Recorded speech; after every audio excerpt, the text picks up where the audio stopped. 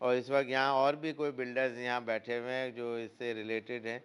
शायद मैं भी बन ही जाऊँ एक दिन। राइट फुट फर्स्ट से आप जब इस्तेमाल करना चाहें, तो फिर हर चीज़ fall into the right place पे खुद ऑटोमैटिकली फ़ॉल इन करती है।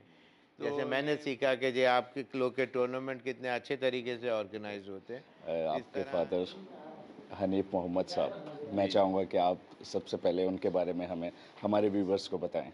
God had been very, very kind और जिस तरह हनीफ साहब को अल्लाह पाक ने इज़्ज़त दी, आप सबको पता है कि it's absolutely second to none. बहुत मुश्किलात से वो यहाँ मैंने सुना है कि वो शिप में आए यहाँ, छोटी-सी वो एक शिप थी और जिसमें 200 ओवर क्राउडेड जैसे शायद कोई मिनी बस क्यों ना हो, उस तरह से वो पानी में जब छोटे थे, जब उस वक़्त 47 का टाइम पीरियड होगा जब आए और हाजी कैंप में स्टे हुआ, एक हॉल में 50 फैमिलीज़ रहती थीं और बड़ा कोई जान-पहचान कुछ नहीं थी। फिर धीरे-धीरे क्रिकेट में अल्लाह ने करम किया और फिर लोग कोई अगर अच्छी परफ़ॉर्मेंस देते थे तो कोई इनाम में कोई किट दे दी, किसी ने कमीज़ दे दी, किसी ने बल्ला दे दिया इस तरह। तो इस तरह वो टाइम मुश्किलात का उन्होंने ज़रूर देखा।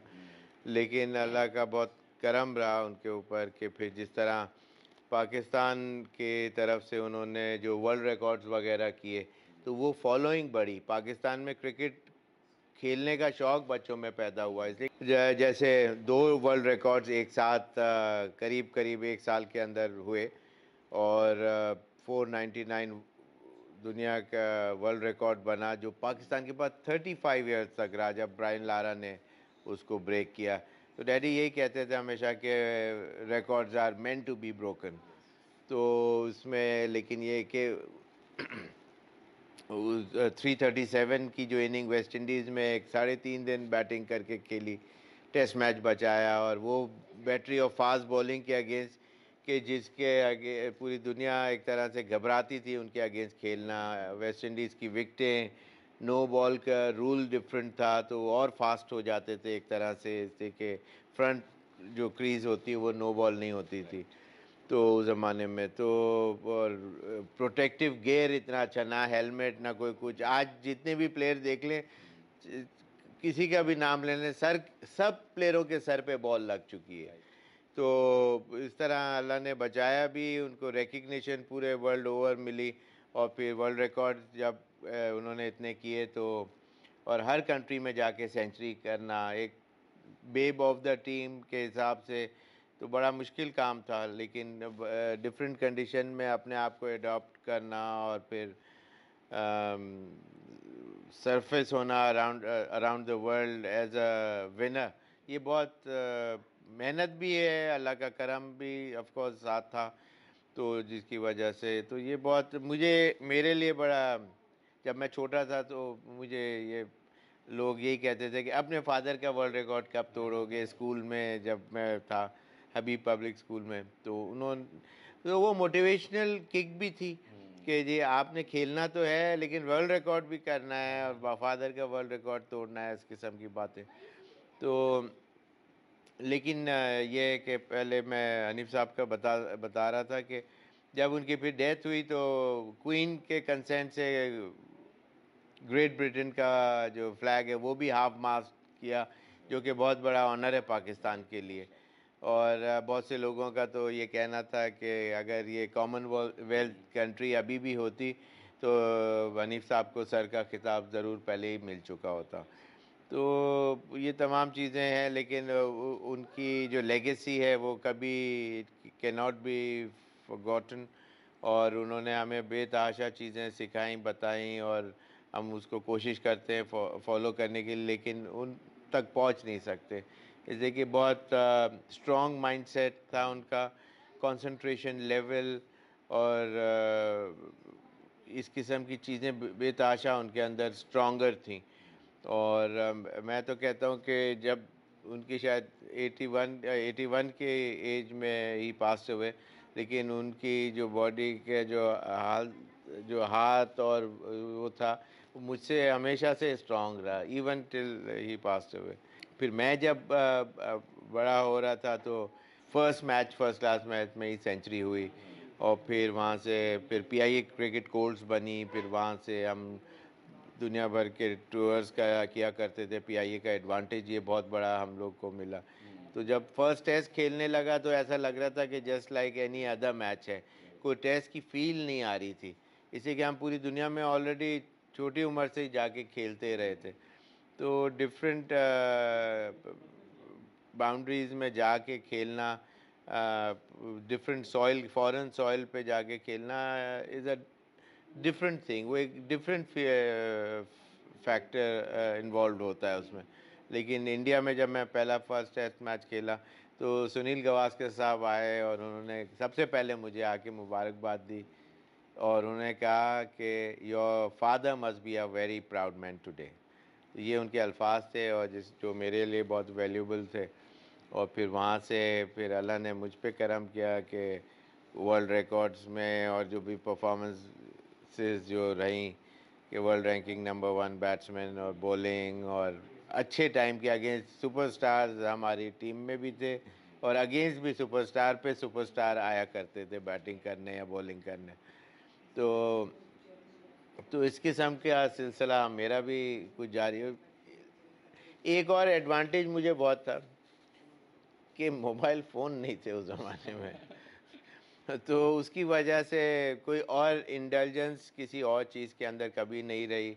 बस स्कूल, वहाँ से स्पेशल परमिशन लेके मैं छुट्टी लेके मैं यहाँ घर आता था, सिर्फ कपड़े चेंज करता था, खाना भी नहीं खाता था। और सीधा नेशनल स्टेडियम यहाँ से करीब ही था, तो वहाँ मैं चले जा बाज़ दफ़ा साइकिल पे जाता था, बाज़ दफ़ा कार में जाता था।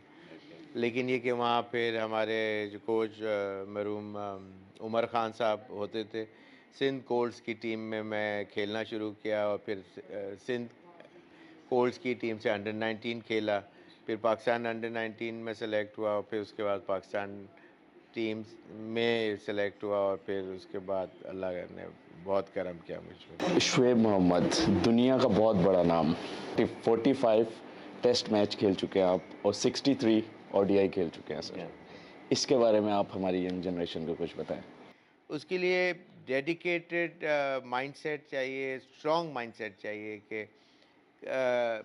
आंधी आए, तूफान आए, धूप है, नहीं है, बारिश है, कुछ आपने ट्रेनिंग करनी है तो ट्रेनिंग करनी है। अगर क्रिकेट की प्रैक्टिस का टाइम है तो आपको वो करना है। और you got to sleep, drink, breathe cricket. That's how you become a top class, world class player. Physical fitness जो है वो 200% जब होगी आपकी बॉडी की, then only you can come to 100% of mental fitness. Mental fitness जब आएगी 100% पे या उसके करीब, जब आपकी बॉडी 200% पे खड़ी होगी, इतनी फिट होगी। अगर आपकी वीक बॉडी होगी तो आप 40-50 रन करके फॉल स्ट्रोक खेल के, गर्मी हो रही है, प्यास लग रही है, अभी लंच में देर है, तो आप गलत शॉट खेल के आउट हो जाएंगे, इसलिए कि आपको अंदर से सस्टेन नहीं कर सकेंगे, वो नेगेटिव थॉट्स आनी शुरू हो जाएंगी। वर्ल्ड रैंकिंग बेस्ट फील्डर भी बन गया, फिर बेस्ट नंबर 1 बैटिंग में वर्ल्ड रैंकिंग नंबर 1 पे भी मैं आया, 91 का टाइम पीरियड था।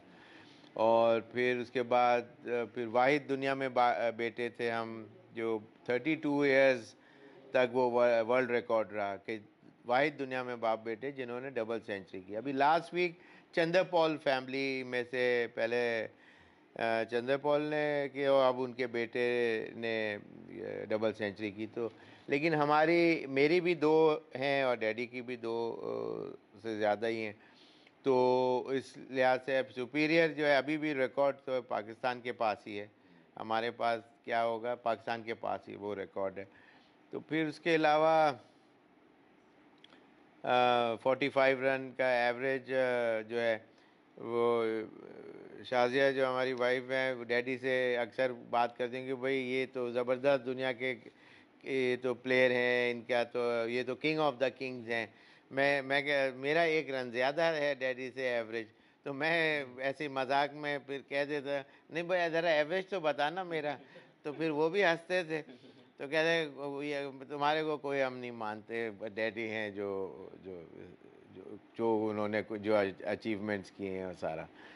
मैं कहता हाँ ठीक है, इसमें कोई शक नहीं, इसलिए कि उस ज़माने की क्रिकेट बहुत डिफ़िकल्ट थी। ट्रैवलिंग यहाँ से वेस्ट इंडीज़ जाने का एक टूर होता था, 30 डेज़ का ट्रैवल होता था। 30 डेज़ आज अगर क्रिकेटर को बगैर बल्ला दे दें, इसलिए कि वो all the time he is involve in cricket, fitness, batting, bowling और सारा ट्रेनिंग।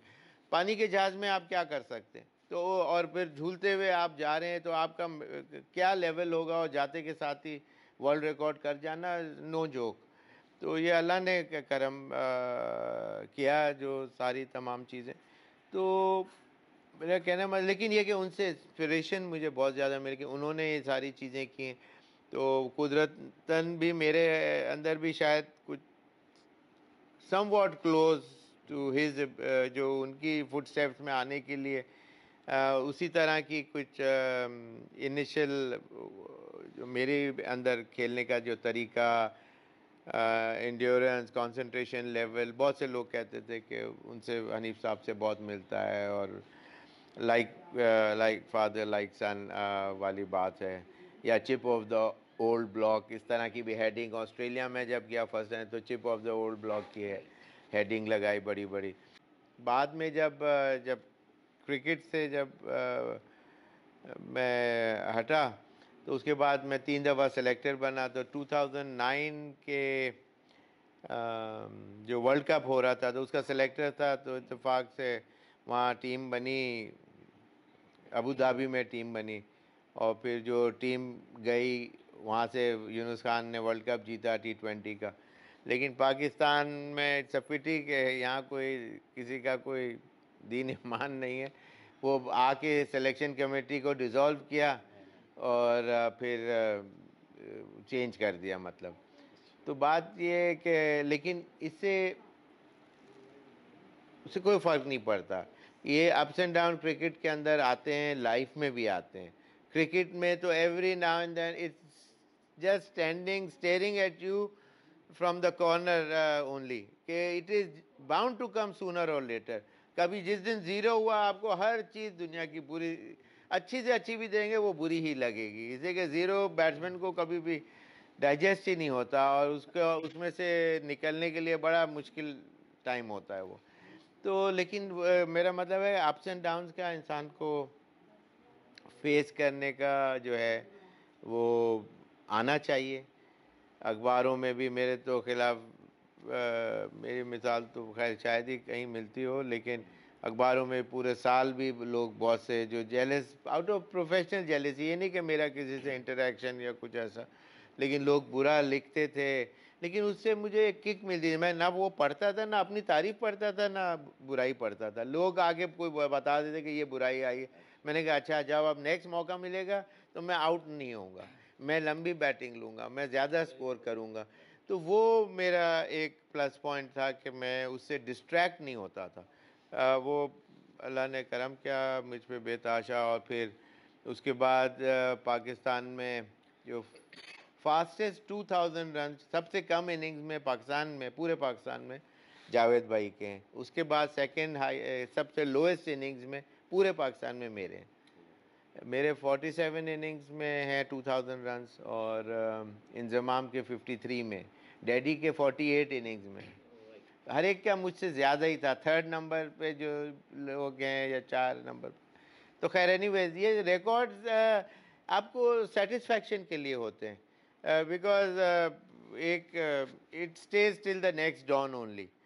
सुबह नेक्स्ट किरण हुई तो वो रिकॉर्ड वैसे तो दिन ख़त्म हो गया। ऐसे कि बॉल से डर की वजह से इंसान गलती करता है, और बैटिंग में भी वो कल बास प्लेयर डर जाते हैं, जो बच्चे होते हैं, सीख रहे होते हैं, अगर टेक्निक अच्छी ना हो तो फिर वो जब बॉडी लेट आएगी तो फिर आप उस पोजीशन उसको कंट्रोल नहीं कर सकते उस शॉट को। फराज कवी साहब, wish you all the best, और आपका जो चैनल है उसको बहुत सारे सब्सक्राइबर्स मुझ समेत इन टाइम्स टू कम आपको ज़रूर मिलें, मेरी ये दुआ भी है।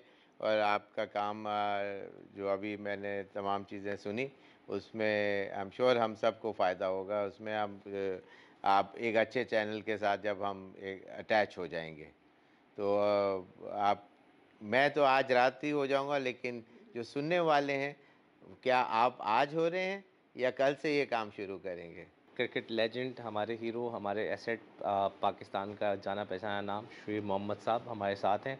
और बड़ी खुशी होती है जब डिस्प्लेयर की इमेज बिल्डिंग पे हम काम कर रहे होते हैं। जैसे जब हम इंडस में गए और वहाँ के की जो मैनेजमेंट है उससे मुलाकात हुई, तो उन्होंने यहाँ के जो डिस्प्लेयर के लोग हैं जिस तरह से हेल्प आउट करते हैं उसका शुक्रिया अदा किया। और आज जब हम यहाँ पे आए और शुएब भाई से तो तकरीबन 2-3 साल से मुसलसल हमारी मुलाकात रही, इवेंट्स वगैरह होते रहते हैं और शुएब साहब हमें बड़ा सपोर्ट करते हैं। तो आज इन्होंने जब शहज़ाद मुनीर साहब का नाम लिया, तो हमें अंदाज़ा हुआ कि हमारे जो रियल एस्टेट के लोग हैं, जो डिस्प्लेयर्स हैं, वो हर जगह उनकी रसाई है। और जिस रिस्पेक्टेबल तरीके से और जिस तरह से उनके बारे में, शहज़ाद भाई के बारे में बताया है, तो सर जज़ाकल्लाह, ये हमें बड़ा फ़ख्र होता है जब हमारे सीनियर्स और हमारे जो डिस्प्लेयर मेंबर्स हैं, आप लोग उनको एप्रिशिएट करते हैं।